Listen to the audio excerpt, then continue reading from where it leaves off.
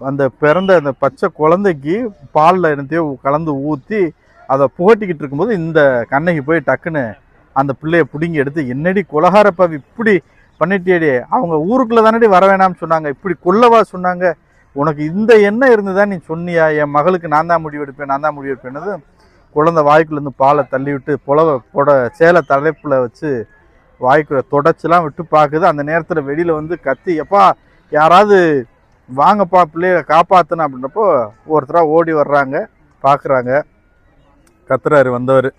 அந்த நேரத்தில் பஞ்சாயத்துக்கு இவங்களை கூட்டிகிட்டு போக வந்தவர் நெசத்தை பக்கம், அடி பாவி குலைய அறுத்துப்பிட்டியலடி அப்படின்னு கத்துறாரு. மகளும் குழந்தையும் இறந்தது போல் அந்த கதை முடியுது. கதையை இவர் சொல்லி வந்த விதமாகட்டும், தொடங்கி அது முடிகிற விதமாகட்டும், அந்த வேகம், எழுத்து வேகம் அப்படி இருக்குது. அந்த காட்சிகளை அவர் சொல்லிட்டு வர்றப்ப இந்த மனிதனுக்குள்ள வெறியை வந்து அப்படியே நம்மளால் பார்க்க முடியுது. அந்த வசனங்களாக உரையாடல்களாகட்டும், அந்த அவர் சொன்ன விதமாகட்டும், அப்படியே நம்மளால் அந்த காட்சியை பார்க்க முடியுது. அதனுடைய தீவிரத்தை உணர முடியுது. எப்பயுமே சொல்லுவேன் நான், சாதியோ மதமோ மனிதர்களுக்கு அவ்வளோ சீரழிவை உண்டாக்கும்.